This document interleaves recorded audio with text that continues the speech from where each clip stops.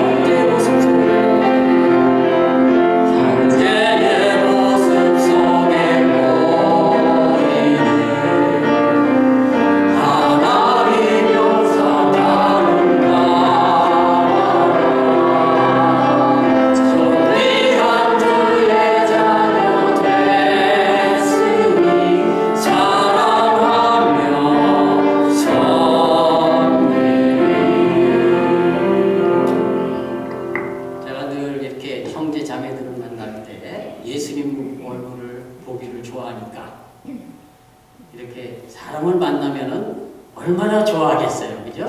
야, 저분 얼굴에서 이런 예수님의 모습이 보이네 하고 발견하니까 얼마나 사람 만나는 게 좋겠어요. 네, 어느 날 저는 꿈에서 제가 설교하는 것을 꿈을 꿨어요. 근데 그날 설교하러 갔는데 성경책도 안 가져갔고 그 다음에 설교 원고도 없었더라고요. 꿈에 보이는데 어느 수련회 장소에 가서 설교하는 거예요. 수련회 장소가 이제 학교였는데 학교 그 교실에서 우리 성도님들이 모여서 수련회를 합니다. 근데 그 앞에 책상 하나가 학생들 책상 하나가 보여져 있고 교우들이 다 앉아있어요.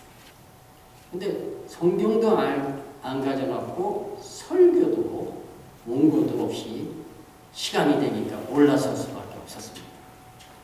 기도하면서 무슨 설교를 해야 되나. 그래서 이제 말씀 전에 기도를 같이 통성 기도를 했는데 여러 성도님들이 앉아서 기도하고 있는데 그 중에 어떤 성도님이 여자 성도님이 굉장히 괴로워하면서 기도를 하고 있대요. 그런데 그 여자 성도님 뒤로 예수님이 그 성도님의 어깨에 손을 대면서 굉장히 같이 괴로워하시더라고요. 그 성도의 기도를 들으면서 굉장히 괴로워하셨어요. 저는 그 모습을 보고 설교를 시작하게 되는데 그 설교를 했습니다. 우리 예수님은 우리가 고통할 때 그리고 도와달라고 기도할 때 예수님이 같이 고통을 하고 계시더라. 그러면서 저는 저에 대한 설교를 했습니다. 예수님, 이제 저의 고통은 저에게 맡겨주시고 예수님은 더 아픔 있는 다른 사람에게 가서 도와주시길 바랍니다. 예수님, 제 고통은 이제 예수님 제 고통을 위해서 더 이상 괴로워하지 마시고 십자가 지지 마시고 그것을 맡아서 어떻게 하지 마시고 제 고통은 제가 짊어지겠으니 예수님은 저를 위해서 고통하지 마세요 하고 설교를 했습니다.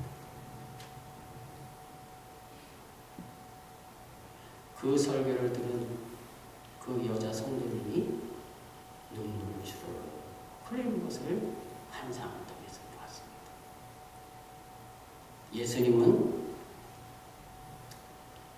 예수님이 보여진 그 여자 성도님의 얼굴에서 또 그 뒤에서 감싸면서 같이 고통하며 그 기도를 받아주시는 예수님을 보면서 예수님이 나를 위해서 고통을 당하고 계시는데 내가 어려울 때 같이 어려워하시면서 나를 도와줘 계시는데 예수님 이제 제 고통과 제 어려움을 제가 붙들고 믿음으로 가겠사오니 예수님 더 이상 저를 위해서 고통하지 말아주시고 저를 위해서 그렇게 아픔을 갖지 않으셔도 되겠습니다. 그 뒤로 저는 믿음으로 예수님이 더 이상 나를 위해서 고통하지 않도록 그렇게 결심하고 설교하고 또 기도하게 되었습니다. 왜 하나님은 사랑이실까요? 왜 우리 아버지는 저 아들을 위해서 아파하실까요? 계속 넘겨보세요. 왜냐하면 아버지시니까.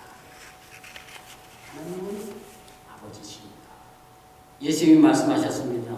나는 내 아버지 곧 너의 아버지, 내 하나님 곧 너의 하나님께로 올라간다 하라. 사랑하는 자마다 하나님께로 나서 자녀가 되고 하면 하나님을 알게. 다 아버지의 사랑으로 이렇게 된 것이다. 넘기시면 두 번째, 하나님의 사랑은 너무나 크고 너무나 깊어서 당신의 자신이 고난 당하시고 당신 자신이 희생도 감사하는 사랑이다. 사람의 사랑과 다르다 복습하는 거예요. 지난번 호기심, 확인, 애정기, 권태기를 지나서 어디로 갑니까? 성숙기로 갑니다. 그런데도 사람들끼리 사랑하기를 좋아해요. 그러나 하나님의 사랑은 죄인도 똑같이 사랑하시고 해를 비춰주시고 비를 의로운 자와 불의한 자에게 내려오신다.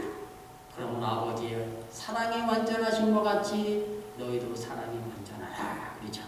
넘겨보시고 하나님의 사랑은 아들 예수님의 고난과 십자가 죽음도 감수하는 사랑입니다. 그래서 하나님의 사랑을 십자가 사랑이요 원수 사랑이라고까지 하는 것입니다. 세 번째, 하나님의 사랑이 나를 구원한 것입니다. 내 믿음이 좋아서 내 행함이 좋아서 한 것이 아니라 구원받은 것이 아니라 하나님이 먼저 사랑하심으로 구원하신 것입니다. 사랑은 여기 있으니 우리가 하나님을 사랑한 것이 아니요 오직 하나님이 우리를 사랑하사 우리 죄를 위하여 화목제로 그 아들을 보내셨습니다. 그렇게 말하죠. 어느 부잣집에 아주 좋은 것, 아름다운 것들이 많이 있었습니다.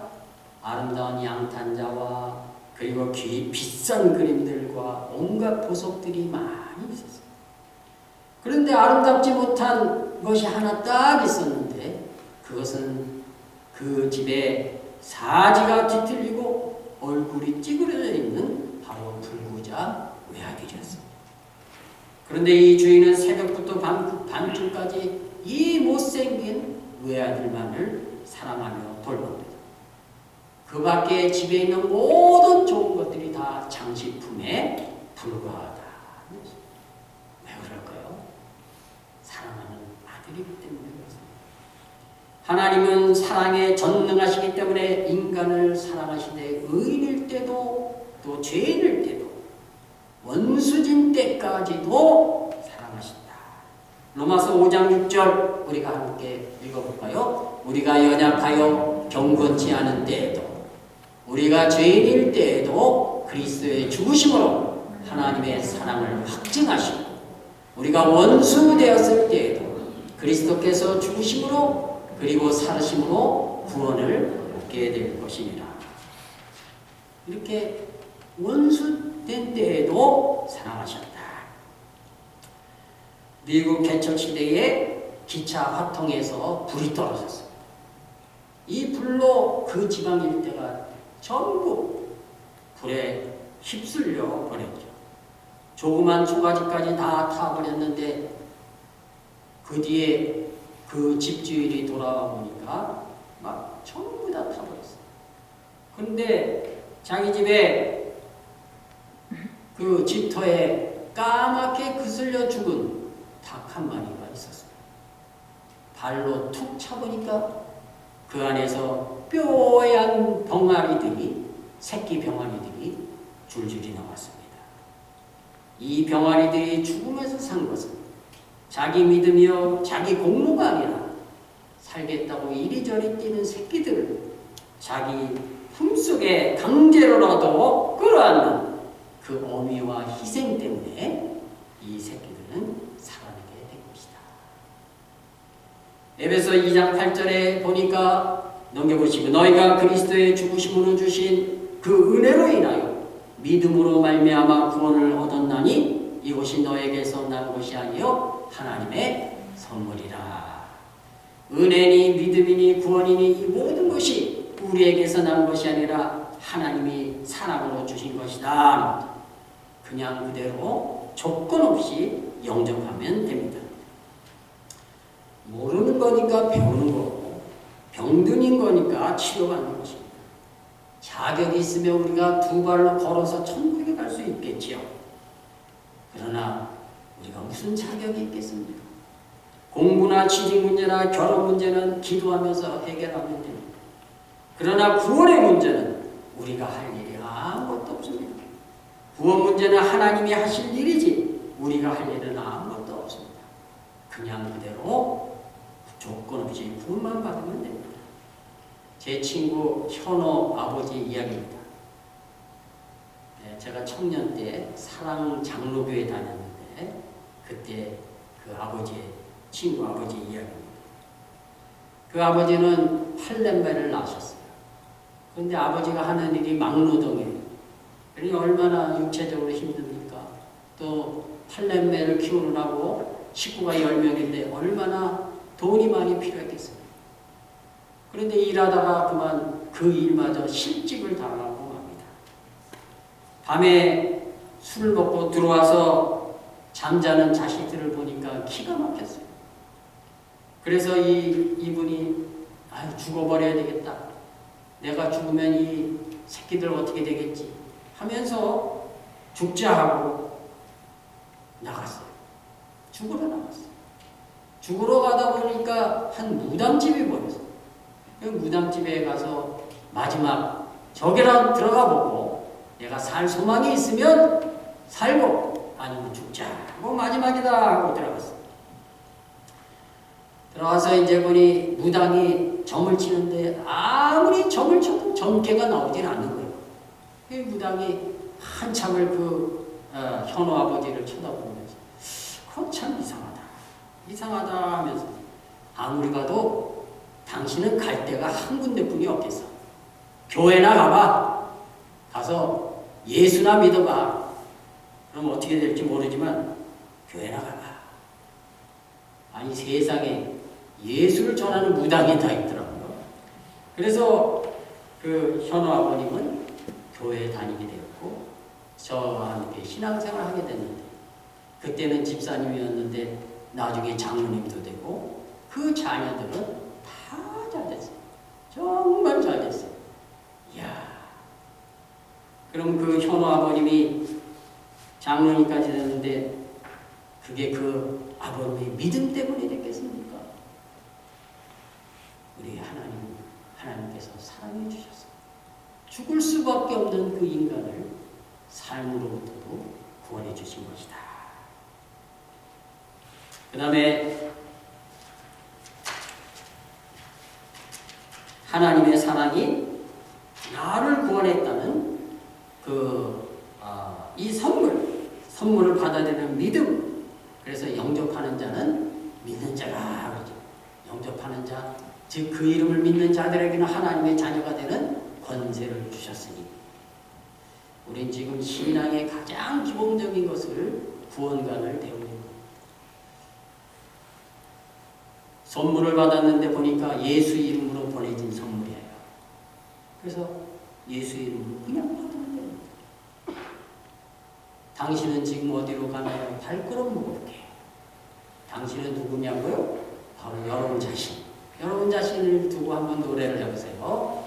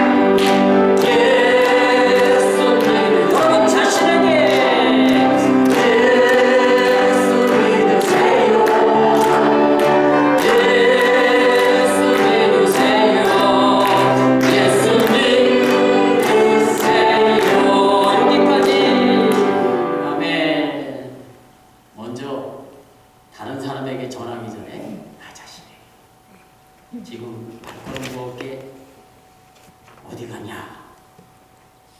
저는 여기 오기 전에 크리스탐린의 그 성가를 들으면서 이렇게 춤추면서 왔어요. 정말 감사한 날입니다. 오늘 대강절 시작하는 날인데 예수님이 오시기를 기다리는 대강절이죠. 시작하는 날인데 오늘부터 저는 성경 66권을 스페니시 성경으로 쓰기로 작정했어요. 제가 스페니시권에 선교를 하면서 한 번도 스페니시 성경을 일독하지 않았어요. 그래서 이번에 성경을 쓰면서 일독을 하는 거예요. 감옥에 있는 우리 오네시모 학생들 한 40명이 있는데 그 아이들에게 같이 성경을 쓰자 하고 노트 40권하고 또 볼펜도 40개 주고 또 노트를 한 권 다 채우면 다음 노트를 줄 생각하고 노트 한 권을 다 채우면 내가 상을 주겠다. 그래서 상도 준비해놨어요. 상이 뭐냐면 면도기, 화장지 이렇게 생필품, 그 다음에 뭐 치약, 치스, 비누.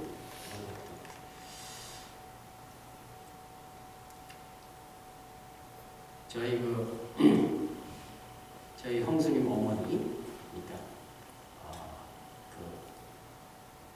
우리 형수님 어머니 같은 분을 사장 어른이라고 그래야 돼요. 한국말로 처음 알았어요. 사장 어르신이 성경을 썼는데 한 3년 정도 썼나 봐요. 근데 원래 몸이 이렇게 좀 풍성하신 분이셨어요. 성경을 쓰고 나서 그리고 몸이 좀 나시니까 병이 좀 많으셨어요. 근데 성경을 쓰고 나서 요래가지고 날라다니셔. 깜짝 놀랐어요. 80이 다시신 분인데 성경 한 권을 다 쓰셨어요. 성경을 쓰면 정신 건강에 제일 좋습니다. 나타나는데 그 다음에 육체 건강에도 좋습니다. 치매도 사라집니다. 그래서 그분을 보니까 저는 깜짝 놀랐어요. 제가 이 종합병원이거든요. 머리부터 발끝까지 종합병원인데 나도 복음도 전하기 위해서 스페니시로 좀 더 알 겸 또 마태복음 보니까 7장에 보니까 천국의 제자된 서기관마다 서기관이라는 얘기. 천국의 제자들은 서기관들이다. 서기관이 뭐예요? 성경 말씀을 복사하는 사람들이죠. 그래서 나도 그런 선교사가 되어야겠다. 그래서 오늘부터 이제 쓰기를 시작합니다. 감옥에 있는 학생들과 함께. 그리고 이제 사역자들과 함께 쓰기 시작하는 거죠. 사역자들은 예수님이 탄생하신 성탄절부터 쓰자, 또는 내년 1월 1일부터 쓰자 하고 이제 권면할 생각이죠. 이것이 왜 다 이렇게 이런 일을 하게 됩니까? 바로 모든 사람에게 구원을 주시는 하나님의 은혜가 나타나고 모든 사람. 사도행전은 영생을 주시기로 작정된 자는 다 믿다. 우리가 예수 믿습니다 할 때는 벌써 하나님께서 영생을 주시기로 작정했기 때문이다. 하나님의 사랑이 멋집니다. 에베소서 2장 4절 5절 같이 읽습니다. 긍휼에 풍성하신 하나님이 우리를 사랑하신 그 큰 사랑을 인하여 허물로 죽은 우리를 그리스도와 함께 살리셨고 너희가 은혜로 구원을 얻은 것이라. 이게 아주 구원간의 기본이죠. 은혜를 얻은 것은 내 믿음이 좋아서가 아니고 내 공로가 좋아서도 내 행함이 좋아서가 아니다. 은혜로 구원을 것이다. 네, 넘겨보시면 그래서 구원에 대한 제자들의 질문이 이런 제자 중에 하나가 부자 청년이 제가 뭘 하면 영생을 얻겠습니까? 라고 질문했어요. 그랬더니 예수님께서 이렇게 예수님 마음에는 이런 마음이 있는 거죠. 사람이 뭘 어떻게 한다고 영생을 얻을 것 같으냐? 오케이, 그래. 그럼 좋다. 너는 한 가지가 부족하니까 내 소유를 팔아서 가난한 자들에게 주고 나를 따르라. 그랬더니 이 부자 청년이 근심하며 돌아갔다. 그랬더니 제자들이 깜짝 놀라서 아니 저렇게 신앙이 좋은 부자 청년도 구원받기 힘들면 그러면 누가 구원을 얻을 수 있겠습니까? 여러분 누가 구원을 얻을 수 있겠어요? 11조 율법을 다 지킨 그 부자 청년도 구원받기 어렵다면 그랬더니 다음 날 보세요. 예수님 말씀하시죠. 구원은 사람으로서는 할 수 없으되 하나님으로서는 그렇지 아니하니 하나님으로서는 다 하실 수 있느니라. 구원은 사람이 하는 게 아니고 구원은 하나님이 주시는 것이다. 은혜로 주시는 것이다. 우리는 그저 예수 이름으로 반응, 감사하고 영접하고 감사하는 거죠. 네 번째, 하나님의 사랑은 무엇이냐? 왜 하나님은 사랑이시다라고 하는 거예요? 하나님의 사랑은 우리 죄를 사하시고 기억하시지 않는 사랑이다 하는 거죠. 넘겨보세요. 하나님이 우리의 모든 죄를 깊은 바다에 던지신다고 미가서에서 얘기합니다. 여러분 지표에서 지구 표면에서 에베레스트 산은 8,800m 높습니다. 산이 높을까요? 바다 저 깊숙한 곳이 더 깊을까요? 에베레스트가 8,800m인데 필리핀 서쪽에 있는 그 바다 깊숙한 그 마리아나 해구는 11,000m입니다. 11,000m. 바다는 달이나 화성보다도 더 들어가기가 힘들대요. 그래서 이 온 세상의 사람들이 바다의 10%만 사용하고 90%는 들어가기가 힘드니까 사용을 못한다 그래요. 그래서 바다 탐험이 더 어렵대요. 그런 깊은 바다를 헤이드스 존이라고 합니다. 헤이든 하데스는 그리스의 신화에 나오는 지옥의 신인데 그 지옥 같은 곳이 바다죠. 거기에 우리 죄를 던져버리겠다.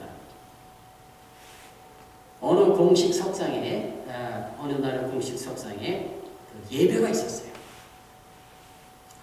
거기에 이제 목사님이 초빙을 받아서 설교를 하게 됐는데 그 목사님 교회 성도님들도 가서 참석을 하죠. 그런데 그 목사님의 성도님 중에 아주 아멘 박사가 있어요. 아멘.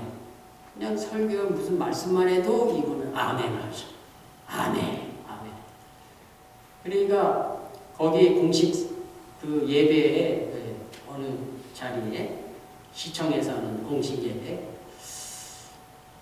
이 성도님이 참석하면 안 되겠는데 이 예배 분위기가 흐려지니까. 그래서 이 목사님이 생각도 못해 그 예배 참석한 그 성도님에게 지리책을 줬어요. 지리책은 왜 지루하잖아요. 지루한 지리책을 보면 저분이 저 책을 보다가 이제 예배 시간에 그 책에 집중하느라고 이제 설교 시간에 아멘 아멘 하는 소리를 안 하거다. 뭐 경찰국장도 참석하고 거기에 시에서 내노라 하는 분들이 참석하는 예배인데 조용히 했으면 좋겠다 하는 의미로 지리책을 줬어요. 그러면서 이 목사님이 설교할 때 이 말씀을 설교한 것이 하나님이 우리의 모든 죄를 깊은 바다에 던지셨습니다. 그랬더니 이분이 지리책을 들고는 벌떡 일어나더니 아멘 아멘 여기 필리핀 서쪽 해구에 산보다 더 깊은 그 해구가 있는데 거기로 우리의 죄를 던지시다니요. 아멘 할렐루야. 또 갑자기 시끄러워졌어요. 하나님께서는 우리의 모든 죄를 깊은 바닷속에 던져버리십니다. 또 저희 죄와 저희 불법을 내가 다시는 기억지 아니하리라. 기억하시지 않는 사람이 내 죄를 안개의 사라짐같이 도말하시겠다.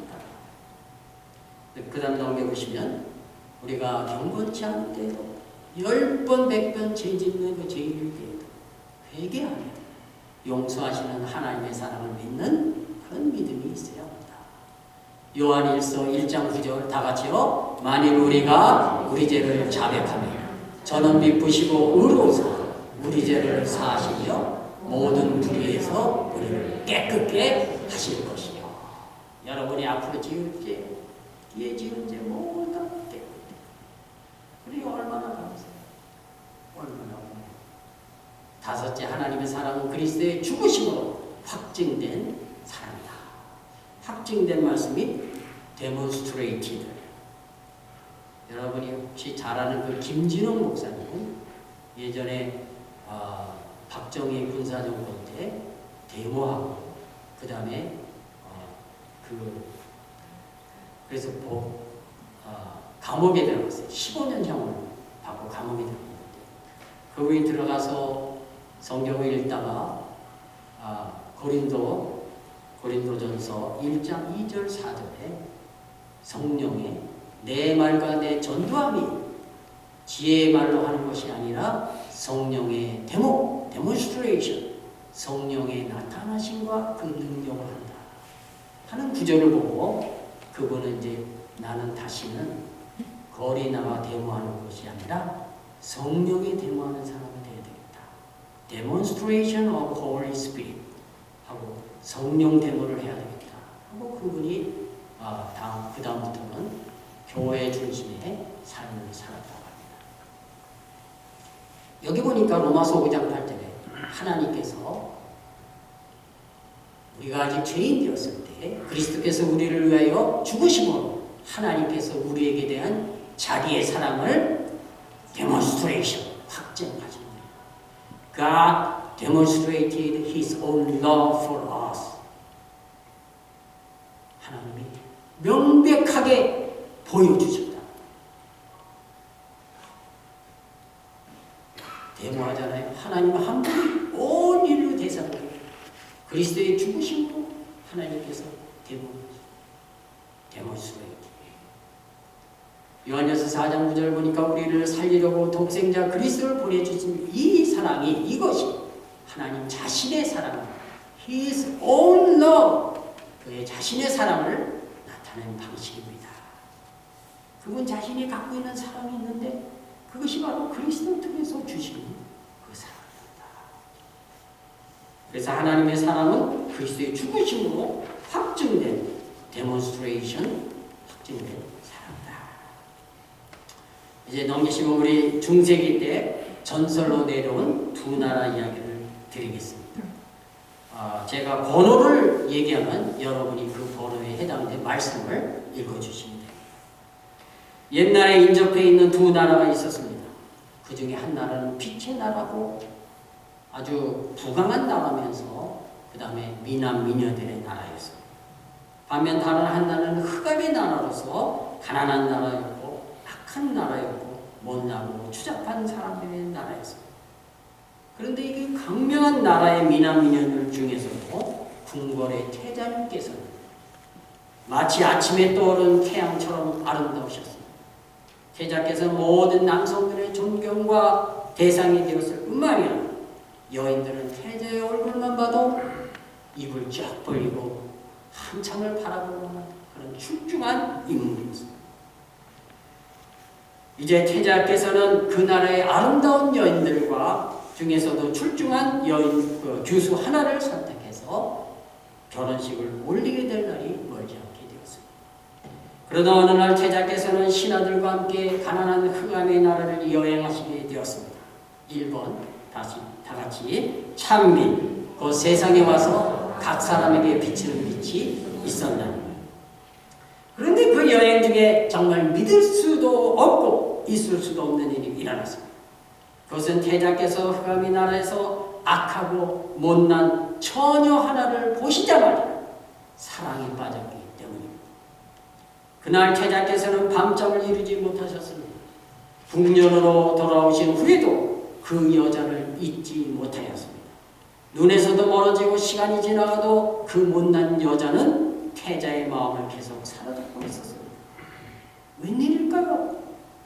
천사같이 예쁘고 착한 처녀들이 줄을 지어 태자를 기다리고 섰는데 천하의 충구를 사랑하시다니. 세상에 그렇게 악독하고 그렇게 멍청하고 그렇게 못생긴 충구는 또다시 없을 텐데 정말 알 수 없는 것입니다. 2번 사랑은 여기 있으니 우리가 하나님을 사랑한 것이 아니요 오직 하나님을 우리를 사랑하사 우리 죄를 위하여 화목제로 그 아들을 보내셨습니다. 원래 사랑이라는 것은 상대를 가지고 싶어하는 소유의 강한 욕망을 갖고 있습니다. 그런데 태자의 사랑은 별난 사랑이었습니다. 그것은 소유하려고 하는 사랑이 아니고 주고만 싶어하는 사랑이었고 예뻐서 사랑하는 것이 아니라 아름답지 못하더라도 사랑하는 사랑이었기 때문입니다. 3번 하나님이 그 아들을 세상에 보내신 것은 세상을 심판하려는 것이 아니에요. 저로 말미암아 세상이 구원을 받게 하려 하심입니다. 마침내 태자는 강요회의 반대까지 무릅쓰고 그 사랑하는 연인에게 사신을 보내게 되었습니다. 물론 귀한 선물들과 감동적인 사랑의 편지도 잊지 않으셨습니다. 현지에 도착한 태자의 사신들은 보잘것없는 그 추한 여자 앞에 무릎을 꿇어가면서 태자의 출중하신 것, 위대하신 것, 태자 나라의 웅장함과 궁전의 화려함, 또 그 태자 나라의 법의 훌륭함을 소상히 소개해 줬습니다. 입에 침이 마르도록 역설하였습니다. 그러나 멍청하고 그리고 추한 그 여자는 말을 믿지 않았고 그들을 상대해 주지도 않았습니다. 생각해 보세요. 여러분 어떤 멋진 남자가 좀 아주 추한 여자분에게 나타나서 당신을 사랑하고 싶다고 하면은 그 여자가 정말 놀라겠죠. 그런데 이 여자는 그 말을 믿지도 않고 상대도 해주지 않았습니다. 4번 그가 세상에 계셨으며 세상은 그로 말미암아 지음바 되었으니 세상이 그를 알지 못하였고 그러나 태자께서는 실망하지도 않으셨고 사랑의 순례를 중단하지도 않으셨습니다. 태자께서는 다시 지위가 더 높은 상급과 심지어 현재와 미래를 예언하는 선지자들을 사신으로 택하여 열애에 맞지 않는 자신의 심정을 전달하시게 되었습니다. 사랑의 시편까지 보내주면서 말입니다. 그러나 사신들이 이 못난이 앞에서 태자의 일끝는 사랑의 시를 낭낭한 목소리로 읊고 있을 때에도 그 여자는 빈정거리면서 웃음을 주고 있을 뿐이었습니다. 그 처자뿐 아니라 지지리도 못 나와 악한 그 나라 사람들은 한결같이 그렇게도 교만하고 잘난 체할 수가 없었더랍니다. 5번 자기 땅에 오매 자기 백성이 영접지 아니하였습니다. 일이 이렇게 되자 태자의 궁전에서는 큰 무리가 일어났습니다. 저 보복의 군사를 이렇게 일의 최후의 결정은 태자 자신에게 달려 있었습니다. 그런데 태자께서는 그 여자를 강압적으로 점령하는 것을 원하지 않았습니다. 그래야 이번에는 태자 자신이 몸소 나셔서 구애를 하시게 되었습니다. 내가 직접 내 애인을 만나서 나의 애끓는 사랑을 호소해 보리라. 6번 하나님의 사랑이 이렇게 나타난 바 되었으니 하나님이 자기의 독생자를 세상에 보내심은 저로 말미암아 우리를 살리려 하심이니라. 태자의 결심은 이만저만한 것이 아니었습니다. 물론 태자께서 단신으로 행차하시는 일에 반대 의견이 없는 것은 아니었습니다. 위험한 나라이기 때문에 호위병들이 따라가야 된다. 어떤 과격한 신하는 그 계집년을 꼼짝 못하게 잡아 갖보면 되지 않겠느냐 하는 강경론도 서슴지 않았다. 그러나 태자께서는 그와 같은 거사는 무례한 행동이기에 결코 사랑의 호소가 될 수 없다고 완강하게 거절하셨습니다. 그래야 태자께서는 난생 처음으로 온갖 위험을 감수하시면서 마침내 소원의 여인 앞에 서게 되었습니다. 그날 태자의 사랑 고백은 너무나 감동적이었고 너무나 열렬해서 아무도 거절할 수가 없을 지경이었습니다. 심지어 태자께서는 갖가지 기적과 이사를 행하셨습니다. 갑자기 맹물이 변하여 포도주가 되게 하셨고, 그리고 떡 5덩어리와 물고기 2마리를 가지고 수많은 사람을 먹이게 됐습니다. 그런데 그 못난 여자는 희죽거리며 비웃고 서 있을 뿐이었습니다. 아니, 저 여자는 미친 여자 아니야? 이렇게까지 하는데 함께 보고 있는 사람들이 다 이를 가르며 통분해하였습니다. 태자의 기사와 이적에도 불구하고 악녀는 끝까지 받아들이지 않았던 것입니다. 끝끝내 태자의 사랑을 거절해버리고 마는 것이었습니다. 7번 빛이 어둠에 비치더니 어둠이 깨닫지 못하더라. 그런데 그 즈음에 암흑국에 마귀가 군대를 이끌고 쳐들어왔습니다. 흑암의 나라는 멸망 직전에 처하게 되었습니다.